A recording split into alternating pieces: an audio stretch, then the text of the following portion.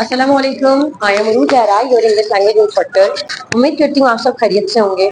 आज की इस वीडियो में हम डिस्कस करने जा रहे हैं आईएलटीएस के कुछ क्वेश्चंस और आईएलटीएस के हवाले से कुछ कंफ्यूजन। ये कंफ्यूजन कैसे हम दूर करेंगे, तो आज की इस वीडियो में आपको ये इस बात का बखूबी अंदाजा होगा। देखिए, IELTS international English language testing system, जिसमें सबसे इम्पोर्टेंट हमारे पास रीडिंग कंपोनेंट होता है। Reading, listening, writing and speaking, there are the other components, लेकिन रीडिंग हमारे पास सबसे टफेस्ट कंपोनेंट माना जाता है। इसकी दरअसल स्ट्रेटेजी ना होना या एक्चुअल स्ट्रेटेजी जिसकी मदद से सवाल सॉल्व होता है उसका ना होना रीडिंग को डिफिकल्ट बना देता है।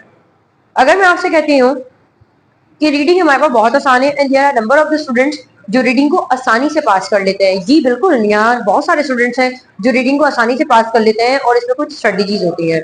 मैं आज की इस वीडियो में आपके साथ जिक्र कर रही हूँ वन बाय वन। लेकिन रीडिंग में हमारे पास कुछ टाइप्स ऑफ द क्वेश्चंस हैं। दरअसल there are different kind of the questions in reading session.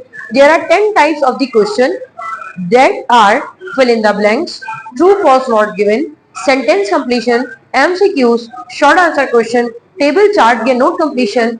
इसके बाद आंसर इन एनी ऑर्डर में आते हैं heading, matching classification, paragraph summary matching and label the diagram. Initial 6 types के जो क्वेश्चंस हैं इनको हम आंसर इन ऑर्डर में कहते हैं, जबकि मजीद जो 4 टाइप के हमारे पास सवाल थे इन्हें हम आंसर इन एनी ऑर्डर के नाम से याद रखते हैं। अब इनको वन बाय वन हम डिस्कस करेंगे। True false not given. True false not given को यस नो नॉट गिवन के नाम से भी जाना जाता है और ये एक इम्पोर्टेंट क्वेश्चन है जो कि हर मर्तबा एग्जाम में आता है। इसके जवाब आपको आंसर इन ऑर्डर में मिलते हैं and you will also find the keywords here. आपने कीवर्ड्स की मदद से सवाल यानी स्टेटमेंट को फॉलो अप करना है एंड जाके पैसेज में देखना है। पैसेज में अगर गिवन स्टेटमेंट के मुताबिक इंफॉर्मेशन गिवन है दैट्स कॉल्ड ट्रू। अगर गिवन स्टेटमेंट मौजूद है बट कॉन्ट्राडिक्ट कर रही है, गलत बता रही है, आधी इंफॉर्मेशन है आधी गलत कर रही है, डिनाई कर रही है, दैट इज कॉल्ड फॉल्स। और अगर उस स्टेटमेंट से रेलेवेंट कोई बात ही मौजूद नहीं है, बस उस स्टेटमेंट में कोई एक लफ्ज है जिसके हवाले से बात मौजूद है लेकिन एग्जैक्ट इंफॉर्मेशन मौजूद नहीं है, that is called not given. इसके बाद हम बात करते हैं fill in the blanks. Fill in the blanks का नाम आता है complete the summary. Complete the summary के नाम से आने वाला ये सवाल आईएलटीएस की रीडिंग को बहुत डिफिकल्ट बना देता है और इसमें आपके पास फिल इन द ब्लैंक्स होती हैं, ये भी आंसर इन ऑर्डर में होता है, जिनमें आपने कीवर्ड्स को फाइंड आउट करना होता है, जाके पैसेज में उस जैसे वर्ड्स को ढूंढना होता है और उसके बाद नीचे गिवन बॉक्स में से सिनोनिम उठाकर फाइंड आउट करके ऊपर लगाना होता है।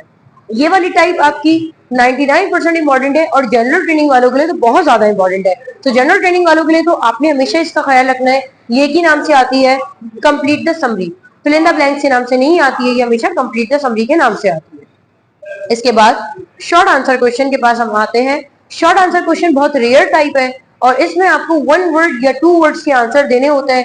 For example, which type of the habitat is most preferable for, अब हम कह सकते हैं baleen whales, which type of habitat, तो वो कौन सा हैबिटेट है जो बलीन वेल्स के लिए प्रेफरेबल है। मैंने 1 वर्ड आंसर निकालना है क्योंकि यहाँ पर मैं कुछ फाइंड आउट करूंगी, कीवर्ड्स जाकर वहां ढूंढूंगी और उसका नाम बता दूंगी। हैबिटेट कहते हैं माहौल को, कौन सा माहौल है जो कि बलीन वेल्स के लिए इंपॉर्टेंट है। इसके बाद एमसीक्यूज। एमसीक्यूज की हम बात कर रहे हैं, आंसर इन ऑर्डर की टाइप होती है लेकिन एमसीक्यूज ज्यादा डिफिकल्ट होते हैं। अक्सर स्टूडेंट गलती करते हैं कि एमसीक्यूज जब किसी पैसेज में आते हैं, दरअसल रीडिंग के टेस्ट में आपके पास 13 एंड 14 3 पैसेजेस आते हैं और उनकी मार्किंग आपके पास होती है 13 and 14। I am talking about the student visa.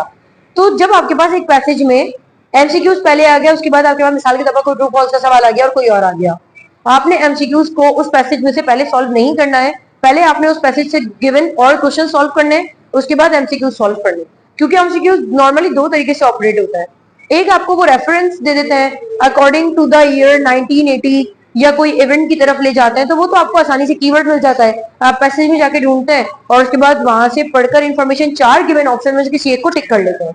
Otherwise आपके पास जो दूसरा एमसीक्यूज आता है जिसमें कहा जाता है according to the writer, according to the text, according to the information, what is the main theme of the passage। अगर आपके पास जस्ट लाइक अ कंक्लूडिंग वे में पूछा जाता है तो यहाँ पर आपने on the basis of your estimation whatever you have got from your lesson उसके बिहाफ पर आपने टिक करना होता है। इस तरह के क्वेश्चन को आपने ढूंढना नहीं होता, आपको पैसेज में कहीं नहीं मिलेगा, आपने तमाम सॉल्यूशंस करने के बाद एमसीक्यूज को करना होता है और यही आपका तरीका है टाइम सेविंग का, क्योंकि MCQs are the killer of your time. इनको कभी भी खुद से सॉल्व करने की कोशिश मत करें, पहले आप उस पैसेज में गिवन क्वेश्चंस को सॉल्व कर लें and after all you should move towards the MCQ. इसके बाद हम बात करते हैं सेंटेंस कंप्लीशन। सेंटेंस कंप्लीशन को एक और नाम से जाना जाता है जिसका मतलब होता है फाइंड द करेक्ट एंडिंग।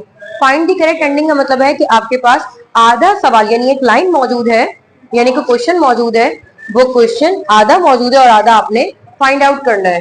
और इस टाइप में याद रखिएगा जैसे आपके पास 4 तरह के क्वेश्चंस आते हैं, नंबर 1, नंबर 2, नंबर 3 नंबर 4। तो यहाँ पर पहले वाले क्वेश्चन को आपको एज इट इज कीवर्ड मिल सकता है कि आपने पैसेज में जाकर ढूंढा और उसके बाद वाली एक लाइन को पढ़ा, क्योंकि ये कहा जाता है सेंटेंस कंप्लीशन। तो यहाँ पर 1-2 सेंटेंस के अंदर आपको नॉर्मली जवाब मिल जाता है, आपने जाके देखा और पढ़ने के बाद जो अंदाजा हुआ उससे रेलेवेंट लिस्ट थी उसका नंबर ऊपर असाइन कर दिया। लेकिन पहले वाले के बाद जो अगले क्वेश्चन है इसके, उसमें आंसर इन ऑर्डर तो होंगे लेकिन वहां पर कीवर्ड ऐसे ज्यादा आपको नहीं मिल सकता, क्योंकि पहली बार उन्होंने आपको बता दिया आप पैसेज में यहाँ पर लोकेट कर रहे हैं तो वो दोबारा आपको एग्जैक्ट कीवर्ड नहीं दे सकते। फॉर एग्जांपल अगर वहां कहा जाता है डेली फिजिकल एक्टिविटी तो वहां पर वो कह सकते हैं रेगुलर अमाउंट ऑफ एक्सरसाइज। तो हमें समझना है कि इस वर्ड में और इस वर्ड में सिर्फ वर्ड्स का मसला है, बाकी सब सेम था।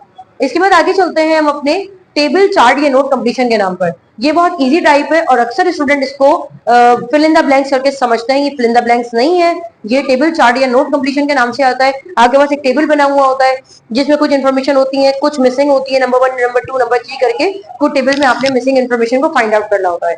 बहुत आसान टाइप होती है और जल्दी से सॉल्व हो जाती है। आने वाली वीडियो में मैं आपको time of the IELTS questions के बारे से बात करूंगी कि किस सवाल को आपने कितना टाइम देना होता है।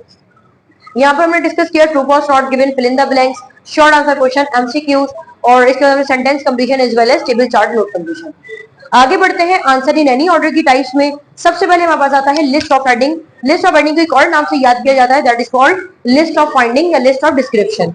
यहाँ पर आपके पास क्वेश्चन नंबर 1, 2, 3, 4 करके कुछ आपके पास होते हैं, paragraph A, paragraph B, paragraph C and paragraph D. अगर इन क्वेश्चंस की बात करें, जैसे कि आपको कहा गया है कि पैराग्राफ ए को पढ़ो और पैराग्राफ ए को पढ़ने के बाद अब आप बताएं यहाँ लिस्ट ऑफ हेडिंग गिवन है, इनमें से कौन सा ऑप्शन बेस्ट सुटेबल है। इसका हमें ख्याल करना होता है। यहाँ पर 2 स्ट्रेटेजीज होती है।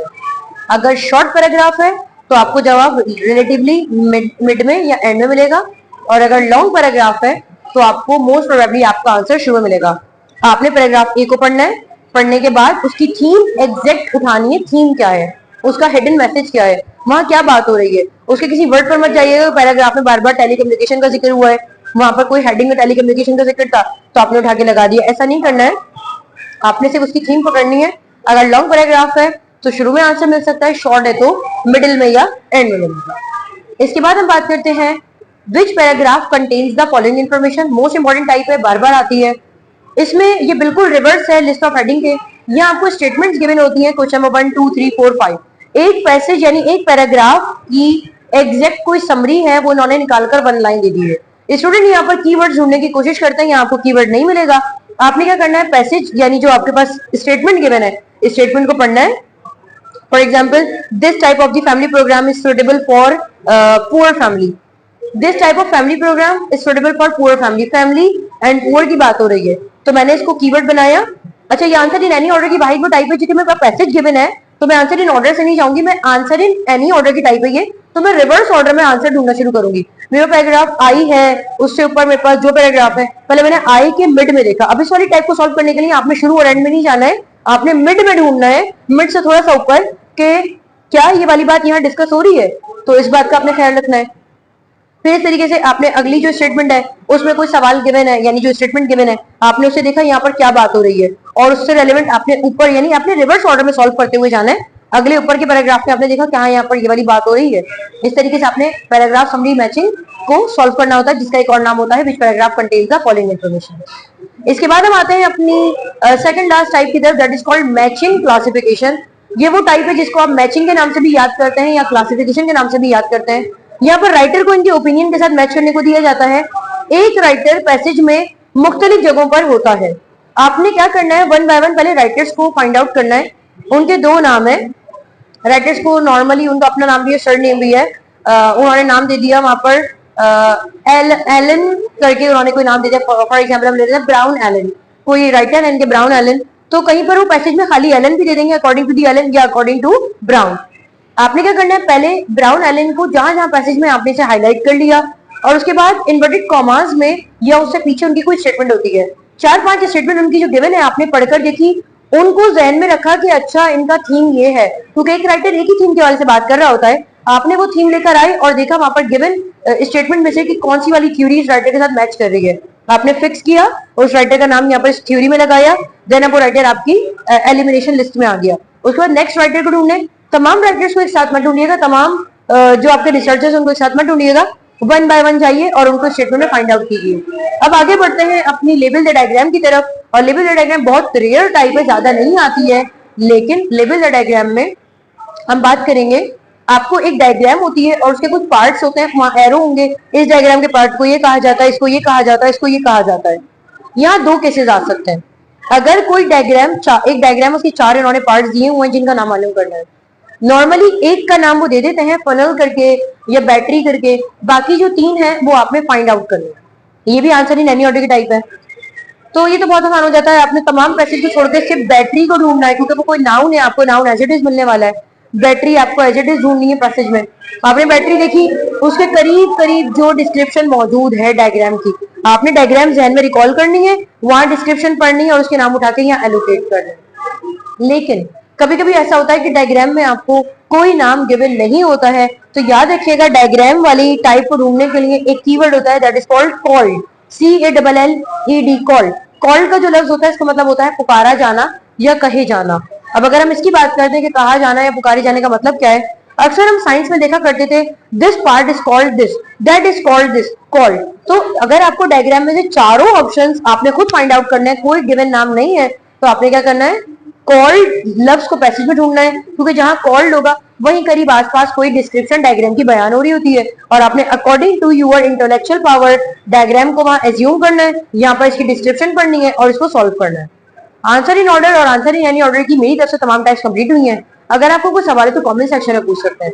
इसके साथ ही मुझे इजाजत दीजिए, क्योंकि आपसे फिर मुलाकात होगी एक नई वीडियो में। अपना ख्याल रखिएगा। अल्लाह हाफ़िज़।